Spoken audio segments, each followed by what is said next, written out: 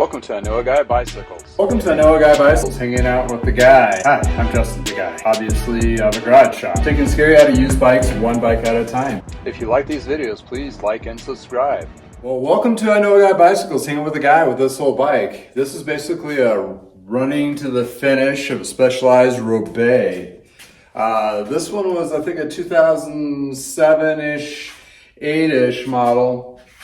And what's really cool about it, it has the carbon back, aluminum frame, and carbon fork with a fact, but it also is a 10-speed. In other words, it has 30 gears to help you get up and down those big hills and keep that ride alive as long as it can. So we're at the finishing part. Didn't really make any videos about this beforehand because there was really nothing to highlight, but I wanted to do a follow-up video or a finishing video, if you will. That's a wrap on this one due to the fact because I just need to do a review. This is the second one of these I have actually sold and actually purchased and refurbished. And this one was a lot better condition than the first one.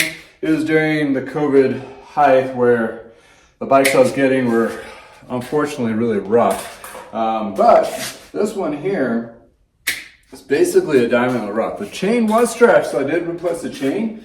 But everything else is pretty close to spec.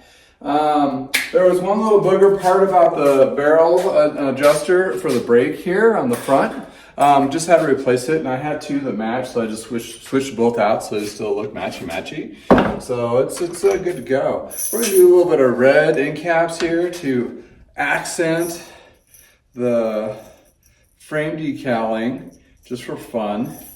So we're gonna do that. But anyway, this particular bike, Roubaix is a name that's based off of Paris-Roubaix, the race, or Paris-Roubaix, the place, where they have a race over, I think it's, almost 100 years.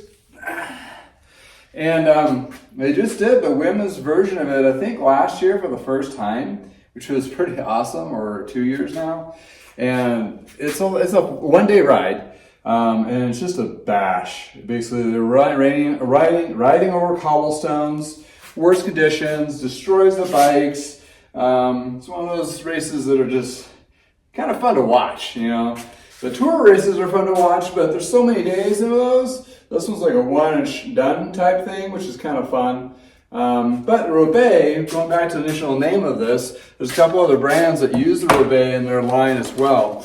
The reason being, it's they want to say it can hold up to the Paris-Roubaix, or the cobblestone type ride.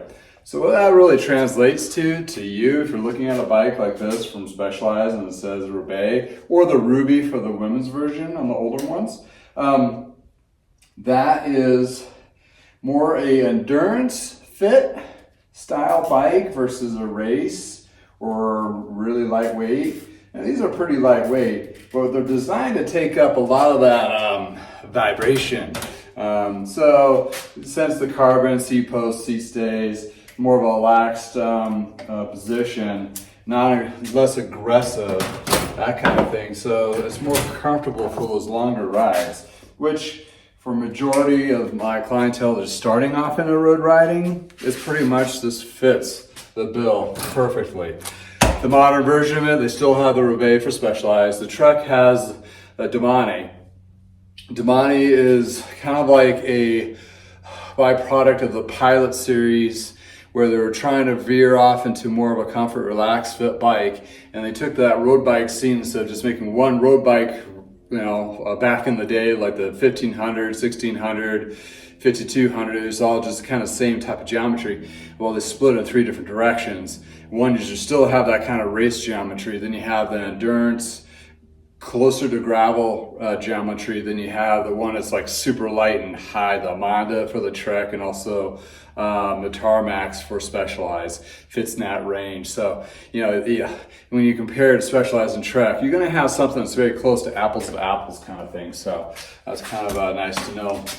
When you're comparing, but it comes down to fit, right? Especially if you're getting a higher end bike, you're gonna drop $2,000-$3,000. You wanna make sure that fit is dialed because you're probably already justified riding a lot. But for the just entry level beginning, a static fit will work just fine, and you can find out all over the internet how to do that. And that's what I do when I sell a bike, is do that static fit.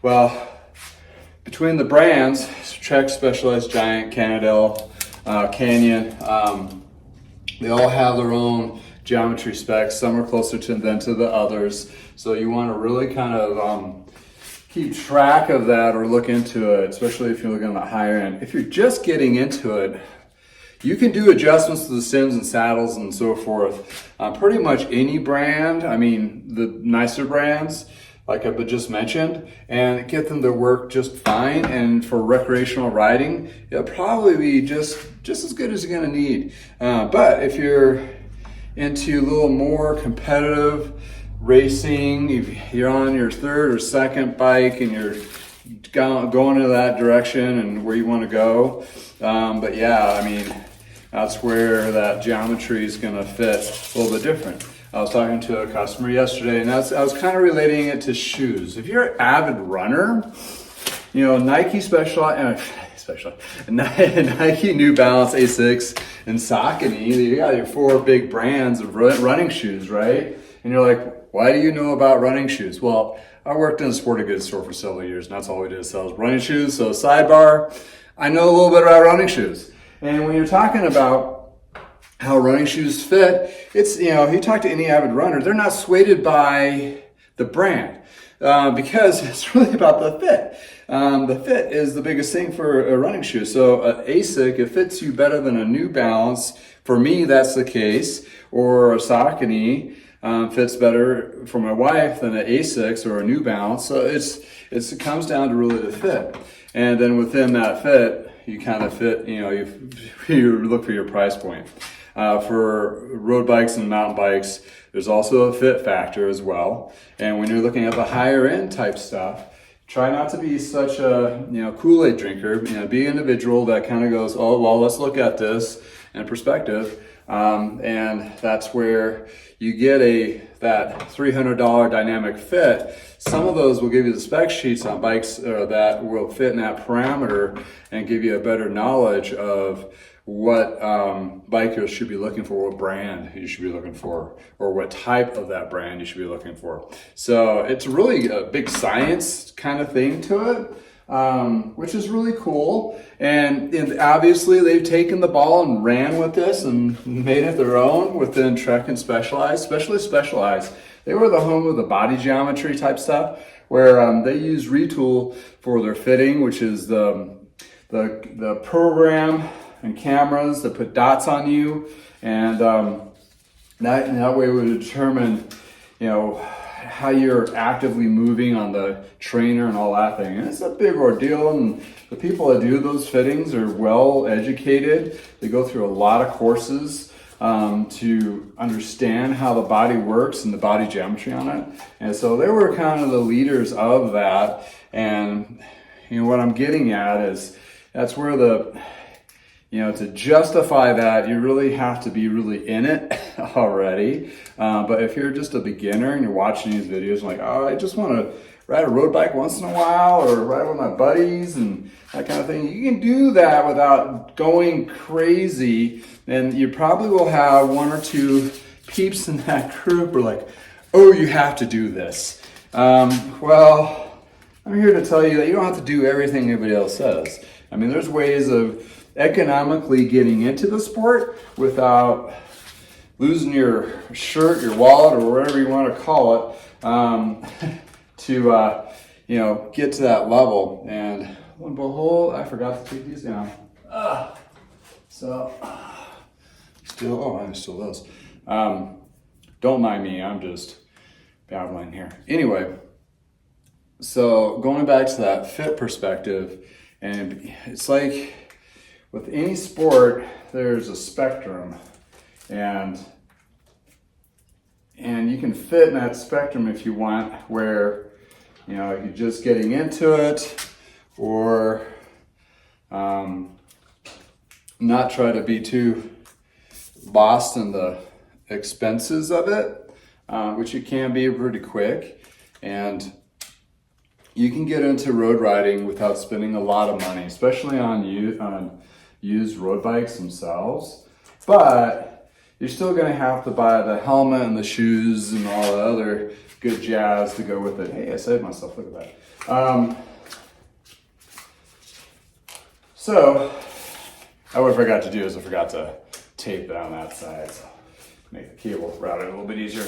I could have just compressed it down, but professional touch, you want to tape those down first.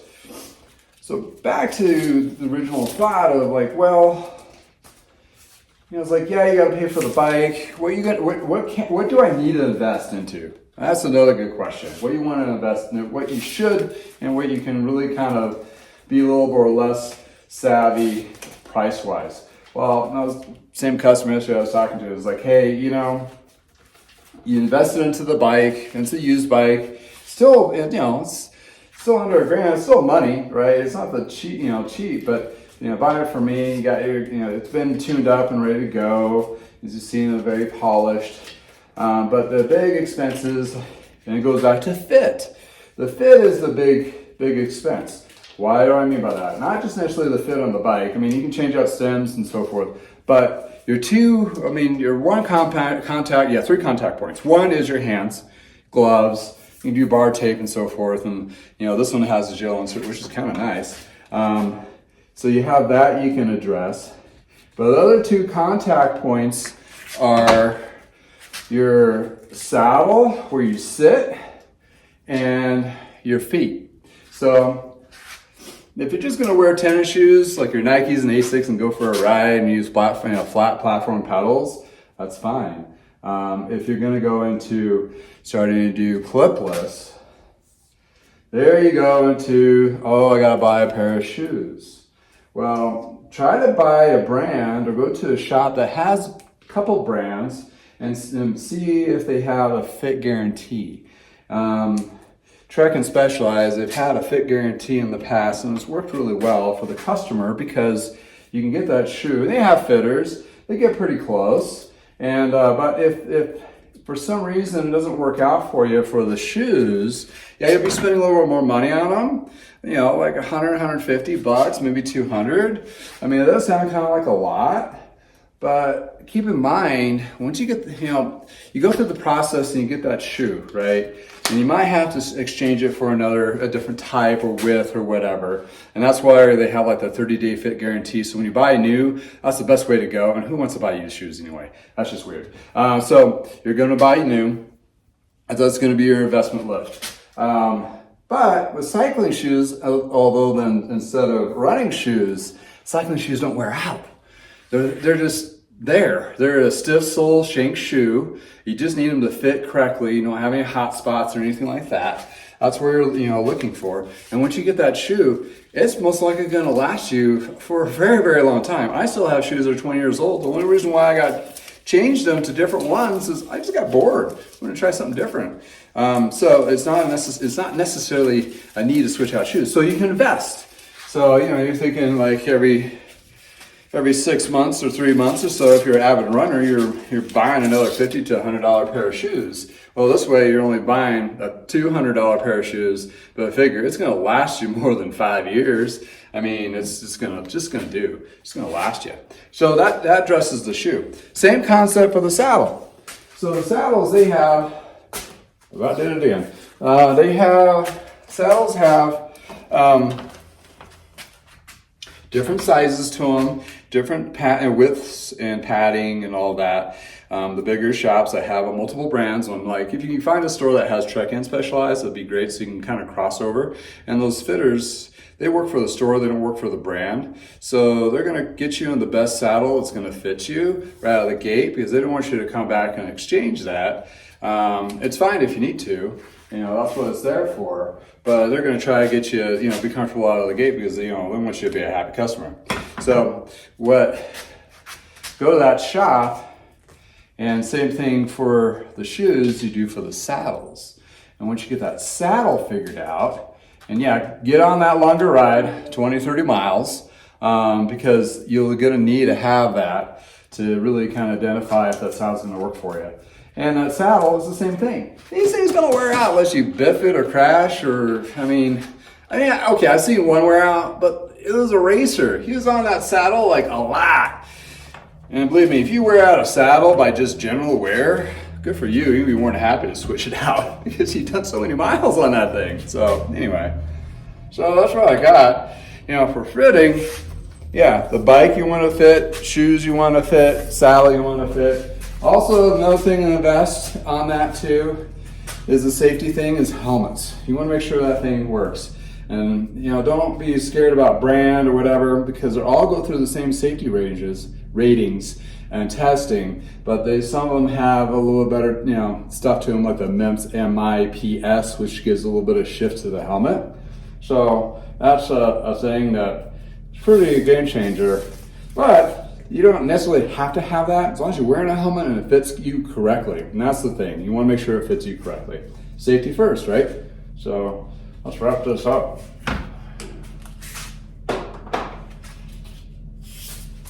Get the right side.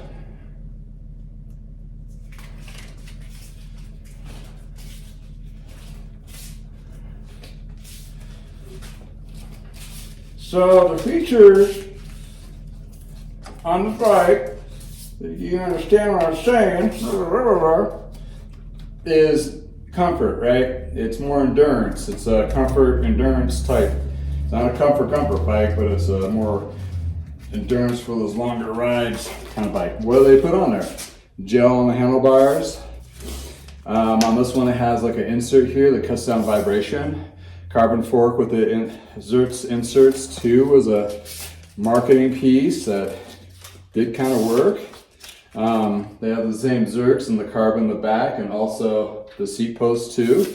So that's what makes it, you know, some of the comfort features of this particular Roubaix. And those are still mimicked in today's Roubaix. The newer Roubaix has kind of like a future shock or something like that put up front. It kind of has a give. I don't know if they went away from that yet. I'll have to look at the newer ones and see what's going on there. But they were doing that when I kind of left the shop, seeing all the new stuff roll out. And it was pretty slick. So that's the kind of thing where, you know, that's where the cockpit, it makes it a lot more comfortable and better endurance kind of thing. And endurance, I mean, you don't have to be riding on cobblestones to justify the endurance. It could be just a long ride, you know, or a bad headwind or whatever. So, you know, it's you know, whatever your ride is, could be justified that endurance.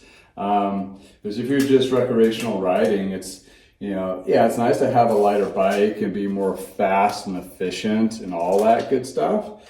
But also you want to have less fatigue. There's less fatigue, you're going to enjoy riding and you'll be doing it more. And those longer rides, you'll build up more endurance for. So if you want to do a century or something of that nature, it's plausible. If you get into bikes that are just, man, every time I go for a ride, it just kills me. You're not going to want to ride. So, you know, I'm here an advocate to try to get people into riding and enjoy the riding and have the best experience possible out of the gate. That's why I'm refurbishing road bikes, because, you know, that's a lot of people are forced into the used market because road bikes for new is a $1,500, $2,000 lift. And a lot of people don't have that to start off, so that puts it in used. And that's why I do my magic on these to give the best possible outcome. I mean, if you get into it, that's great. If you don't, at least it wasn't the bike or the bad experience. Well, I mean, at least the bike wasn't the bad experience kind of thing, what I'm trying to get at. So, and if you get the right fit and the bike that's, you know, working for you, you know, I bought a couple of bikes off some former customers that purchased bikes for me, and what they've done is they've upgraded. They've gone to a gravel bike or a different kind of riding, but it's really cool to see that they're not just buying it and selling them back to me just to get rid of them because they never got into it. They actually got into it. It's awesome. That's my purpose. So what I'm trying to do, get the people out there and do some, you know, get into this fun, very fun community style of riding, either mountain or road, whatever flavor you're into. But that's the point, is trying to get you into it and provide a pleasantry experience and be an advocate for people just starting off and understanding and not being stuck to the Kool-Aid of the manufacturers. Because, you know, I do gravitate to the brands I'm familiar with, of course, because I know like the tech details and issues they may have had and all that good jazz. But at the end of the day, I've had some really cool Cannondales and Giants, and I never worked in a Giant dealer before or Cannondale dealer before, so those are all new for me. And all those kinds of things. Get my branding on there. I know a guy. Stickered up. That's a wrap, folks. Hang out after this for some pictures and the outcome and the sunlight. But Roubaix 56 centimeter, which is a large, which fits somebody that's 5'9" to 5'11"-ish. Compact frame, has a little bit taller high end, so it's more relaxed fitting. That's what the Roubaix are all about. Endurance type riding, or comfort, if you will. So that's my review on Roubaix, and a little bit of side notes on what the safety and to fit. So thank you for hanging out with me. Check out these pictures in the sun. Have a wonderful day. Thank you.